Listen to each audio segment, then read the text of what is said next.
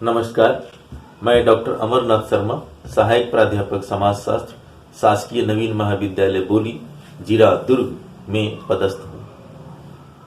आज के video lecture की श्रृंखला में मैं उपकल्पना का निर्माण के संबंध में आपसे चर्चा करूंगा। उपकल्पना सामाजिक अनुसंधान के क्षेत्र में महत्वपूर्ण अवधारणा है और उपकल्पना को समझने के पश्चात उपकल्पना का निर्माण वह महत्वपूर्ण आधार है जो सामाजिक अनुसंधान को एक दिशा देता है। आर.एल. एकॉफ ने उपकल्पना निर्माण के संबंध में विस्तृत चर्चा की है। हम ये देखते हैं कि अनुसंधानकर्ता जब अनुसंधान के क्षेत्र में जैसे आगे बढ़ता चला जाता है, उसके साथ ही साथ बहुत से विकल्प उसके सामने आते चले जाते हैं। व्यवहारिकता के आधार पर, सिद्धांत के आधार पर को वह प्रमाणित करता चला जाता है।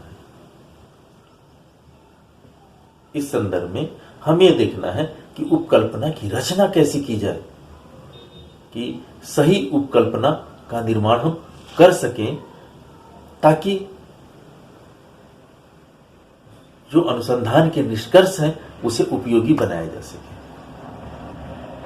इसके लिए आवश्यक है कि उपकल्पना का आधार क्या हो, उपकल्पना का स्रोत क्या हो, उपकल्पना के समक्ष आने वाली समस्याएं कौन कौन सी हैं और उपकल्पना के निर्माण के लिए हमें क्या क्या सावधानियां रखनी चाहिए।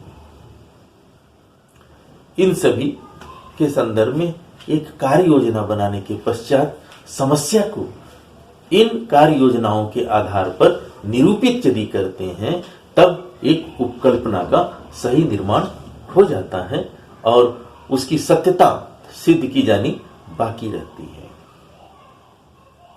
तो चलें उपकल्पना निर्माण के प्रथम आधार उपकल्पना का निर्माण के आधार पे हम चर्चा करें। वुडेरहार्ट ने बताया कि 3 बातें आधार के रूप में उभर कर सामने आती हैं। एक अनुभव सिद्ध समानता है, दूसरा आदर्श प्रारूप और तीसरा विश्लेषणात्मक चरों के सहसंबंध। तो आइए देखते हैं अनुभव सिद्ध समानता। प्राकल्पना निर्माण या रचना का यह महत्वपूर्ण आधार है जो अनुभवों के आधार पर रहता है, मान्यताओं के आधार पर। उदाहरण के लिए हम कह सकते हैं कि काना व्यक्ति धूर्त और भाग्यवान होता है। अनुभव हमारे पास, ऐसा हमने देखा है, हमारे समाज के लोगों ने देखा है और देखने के पश्चात उन्होंने एक निष्कर्ष दिया है। गांव की तुलना में नगर में अपराधों की संख्या अधिक होती है। यह भी अनुभव से जनित निष्कर्ष है कि गांवों की संरचना सरल होती है, शहरों की संरचना जटिल होती है। जटिलताओं में अपराध की गति तीव्र होती है, सामान्यता में अपराध की गति सामान्य होती है। तो ऐसे निष्कर्ष हैं जिनकी सहायता से कुछ विशेष उपकल्पनाओं की रचना करके अनुसंधान करता उसका सत्यापन कर सकता है। दूसरा आधार उपकल्पना निर्माण के लिए है आदर्श प्रारूप। आदर्श प्रारूप वह है जो कुछ विशेष दशाओं के सहसंबंध को स्पष्ट करता है। उदाहरण के लिए अल्पसंख्यक समूह के अध्ययन से यह स्पष्ट होता है कि इन समूह के लोग अपनी किसी कठिनाई का श्रेय बहुसंख्यकों को देते हैं। जो बहुसंख्यक अल्पसंख्यकों का शोषण करते हैं, उन पर दबाव डालते हैं। यह भी कथन, यह भी आधार उपकल्पना निर्माण के लिए सहयोग करता है। तीसरा बेस विश्लेषणात्मक चरों के सहसंबंध से है। इसमें अनेक चर होते हैं और उन चरों का विश्लेषण करके निष्कर्ष निकालेगा। जैसे बेरोजगारी का कारक जनसंख्या वृद्धि, अशिक्षा, पहला चर जनसंख्या वृद्धि, दूसरा अशिक्षा, तीसरा गरीबी। इस तरह के चर आगे बढ़ते जाते हैं। इन चरों का हम विश्लेषण करते हैं और विश्लेषण के पश्चात एक निष्कर्ष देते हैं, तो वह निष्कर्ष ही प्रमाणित करना होता है। तो यह भी एक आधार हमें प्रस्तुत करता है। तो गुडे और हार्ट ने जो 3 आधार बताए हैं उपकल्पना निर्माण के लिए, 3 में से किसी एक का सहयोग समस्या के आधार पर हम लेते हैं और निर्माण करते हैं। इसके अलावा बात आती है उपकल्पना निर्माण के लिए, उपकल्पना रचना के लिए, कि उपकल्पना के स्रोत कौन से हैं, कहाँ से उपकल्पना। तो 2 तरह के स्रोत हमारे समक्ष आते हैं, एक बाह्य स्रोत और दूसरा व्यक्तिगत स्रोत। इन 2 स्रोतों से हम सहयोग लेकर के उपकल्पना का निर्माण कर सकते हैं। व्यक्तिगत स्रोत के अंतर्गत शोधकर्ता की स्वयं की परिकल्पना, अभिवृत्ति, मनोवृत्ति, दृष्टिकोण का महत्व होता है तथा यह उपकल्पना निर्माण में सहायक सिद्ध होता है। बाह्य स्रोत के अंतर्गत शोधकर्ता के अतिरिक्त अन्य व्यक्ति या शास्त्र इसमें संबंधित होते हैं। गुडे और हार्ट ने परिकल्पनाओं के उद्गम के स्रोत अंतर्गत 4 स्रोतों का जिक्र किया है। पहला सामान्य संस्कृति। संस्कृति हमारे जीवन को दिशा निर्देशित करती है। संस्कृति में 4 तत्व हमारे पास होते हैं: सांस्कृतिक तत्व, सांस्कृतिक संकुल, सांस्कृतिक प्रतिमा और सांस्कृतिक क्षेत्र। ये चारों कहीं न कहीं से व्यक्ति को प्रभावित करते हैं। हर एक व्यक्ति की सांस्कृतिक पृष्ठभूमि अलग अलग है। लोक विश्वास, जनरीति, लोकाचार, प्रथा, इन सारे का यदि हम अध्ययन करते हैं, संस्कृतियों का अध्ययन करते हैं, तो उपकल्पना, परिकल्पना का निर्माण में हमें सहायता मिलती है। दूसरा स्रोत उन्होंने बताया है व्यक्तिगत अनुभव। व्यक्तिगत अनुभव से तात्पर्य कि व्यक्ति की रुचि और कार्य अलग है। रुचि के अनुरूप यदि वह कार्य नहीं करता है, रोजी रोटी के लिए वह कार्य कर रहा है, लेकिन रुचि किसकी और है, तो उस क्षेत्र में वह कुछ निष्कर्ष दे सकता है। जैसे लेम्ब्रसो एक चिकित्सक थे, लेकिन उन्होंने अपराधियों पर रिसर्च किया और यह बताया कि अपराधी जन्मजात है। एक निष्कर्ष दिया, एक हाइपोथेसिस दिया। तो व्यक्तिगत अनुभव यह बताता है कि उपकल्पना किस प्रकार से दी जाती है, अनुभवों के आधार पर भी। तो व्यक्तिगत अनुभव। तीसरी बात उन्होंने कहा है वैज्ञानिक सिद्धांत एक स्रोत का कार्य करता है। सिद्धांत हमारे पूर्व में जितने आए हैं वह एक स्रोत है आने वाले शोध के लिए, आने वाले रिसर्च के लिए। उनसे हम सहयोग लेते हुए आगे की ओर बढ़ते हैं। इसलिए सोशल रिसर्च में पूर्वगामी अध्ययन, पूर्व के अध्ययन का, अभिलेखों का अध्ययन हम करते हैं ताकि वो हमें एक आधार दें और उस आधार पर हम खड़े होकर के आगे रिसर्च की ओर जा सकें। अनुसंधान एवं साहित्य से भी जुड़ा हुआ रहता है। हमारे शोध विषय से संबंधित अनेक शोध किए जा चुके होते हैं या चल रहे रहते हैं। अनुभव लोगों के पास रहता है, उससे संबंधित कथन लोगों का रहता है, उन सारी चीजों को हम स्रोत के रूप में इकट्ठा कर करके उपकल्पना का निर्माण में हम सहायक हो सकते हैं। इस तरह हमने यह देखा कि उपकल्पना निर्माण के लिए दो तथ्य हमारे क्लियर हुए कि उपकल्पना के आधार क्या रहे, उपकल्पना के स्रोत क्या रहे। अब बात आती है उपकल्पना रचना में सावधानी, क्या क्या हमें सावधानी रखनी चाहिए। पहली सावधानी महत्वपूर्ण है कि हमारी जो स्टेटमेंट है वह स्टेटमेंट अनुभव सिद्ध और जांच योग्य होने चाहिए।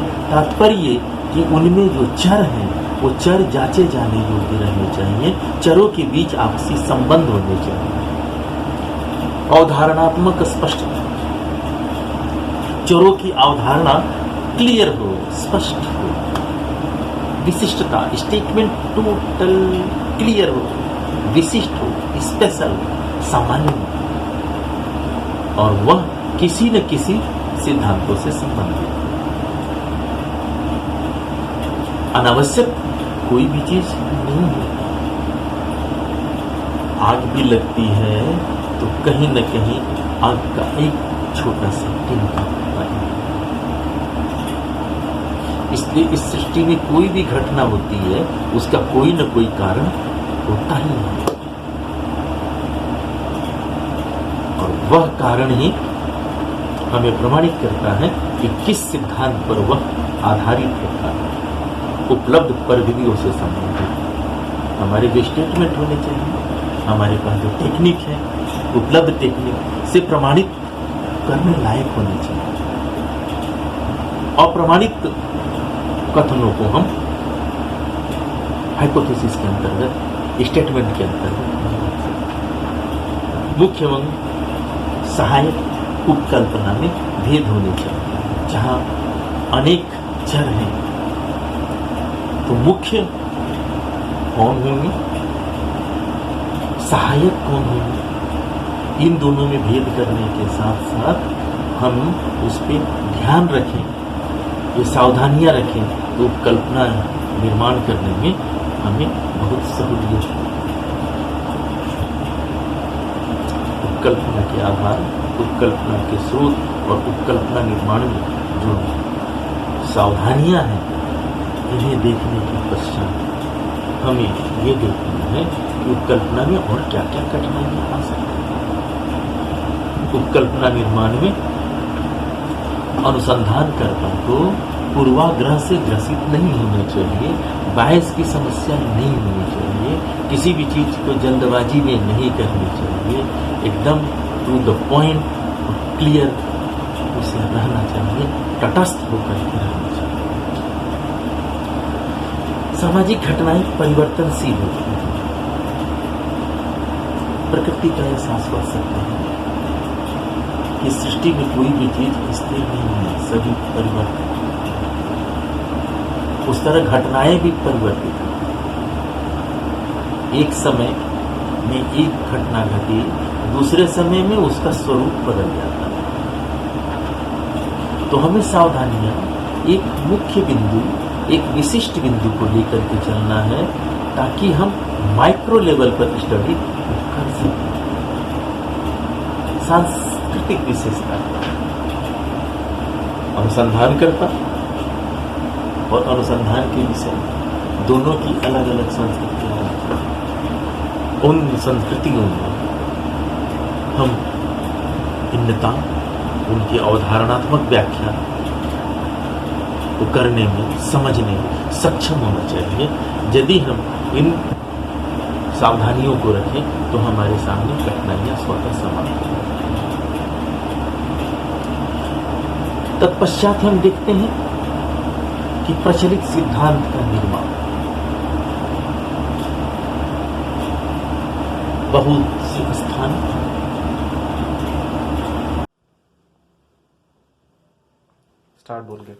स्टार्ट। नमस्कार, मैं डॉक्टर अमरनाथ शर्मा, सहायक प्राध्यापक समाजशास्त्र, शासकीय नवीन महाविद्यालय बोली, जिला दुर्ग में पदस्थ हूँ।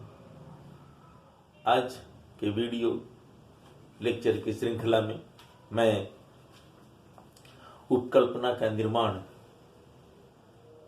के संबंध में आपसे चर्चा करूंगा।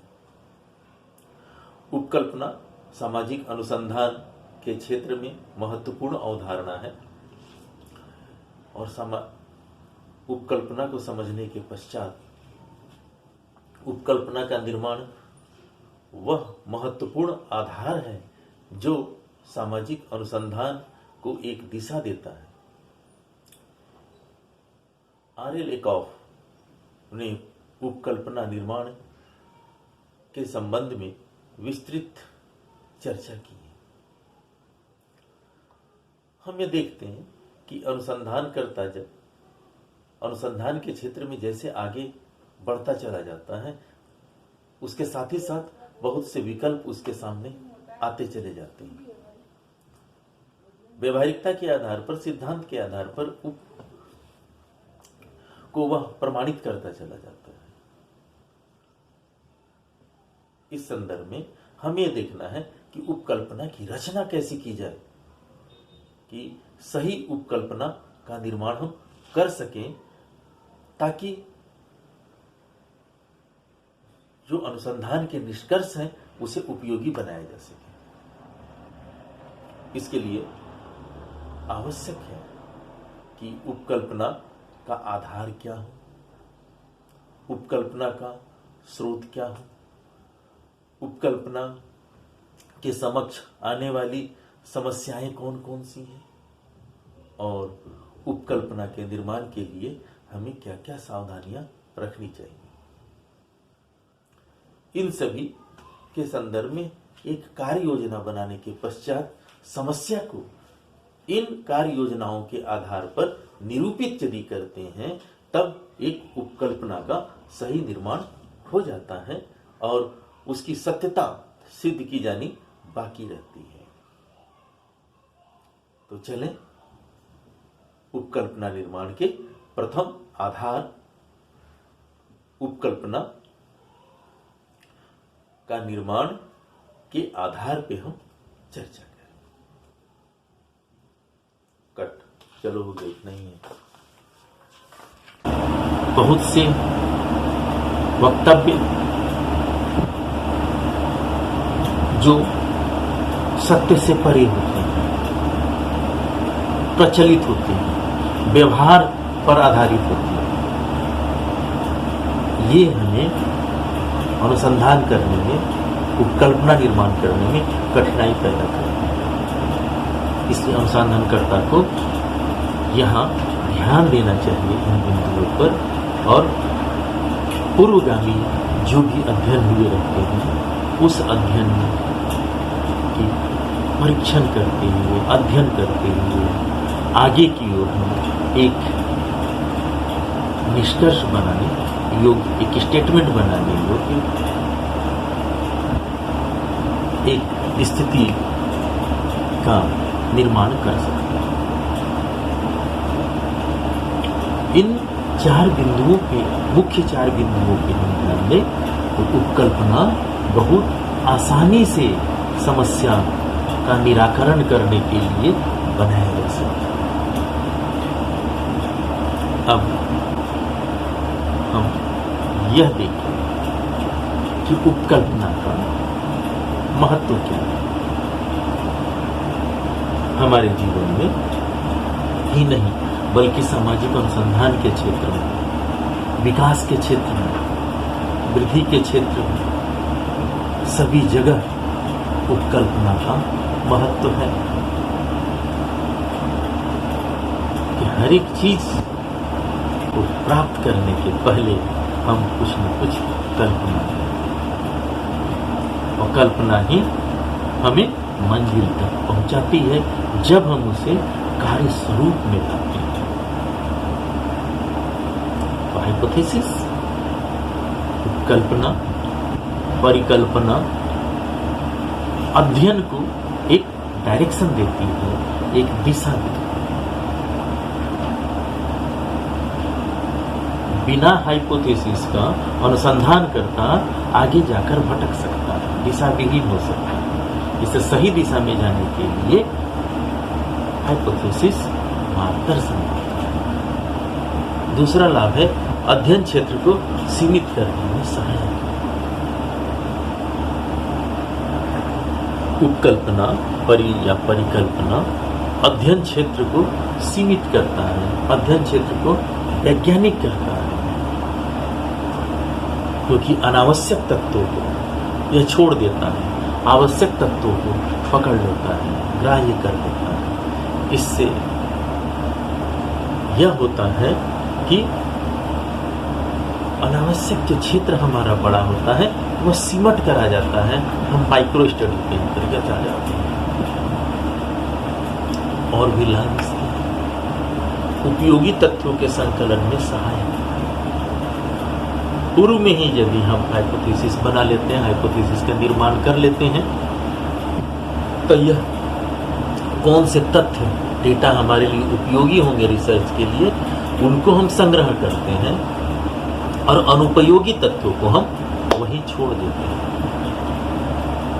इससे विश्लेषण में हमें सहायता मिलती है। अनावश्यक हम भटक नहीं सकते हैं, मूल तत्वों को छोड़ नहीं सकते हैं, मूल तथ्य हमारे पास रहते हैं और उनको लेकर के आगे बढ़ने में समय और धन दोनों की बचत है। और भी लाभ है तर्क संगत निष्कर्षों में सहायक। उपकल्पना दो चरों के बीच जो संबंध है उनका जांच करता है और जांच करने के पश्चात तर्क करता है, तर्क के आधार पर जांच करता है, कार्य और कारण में संबंध स्थापित करता है। स्थापित करने के बाद हमारा रिजल्ट होता है अनुसंधानकर्ता का, वह वैज्ञानिक होता है। तो निष्कर्ष भी हमें वैज्ञानिक उपकल्पना और जो सबसे महत्वपूर्ण है सिद्धांत निर्माण में सहायक। उपकल्पना जो निष्कर्ष देता है वह निष्कर्ष जांच योग्य, सभी जगह उनकी जांच की जा सकती है और जांच करने के पश्चात निष्कर्ष जो निकलता है वह सिद्धांत में परिणत हो जाता है। मैं समझता हूँ कि उपकल्पना का इतना अधिक महत्व, उपकल्पना निर्माण करने में भी सहयोगी होगा। तो इन्हीं कथनों के साथ मैं अपना वक्तव्य समाप्त करता हूँ। धन्यवाद।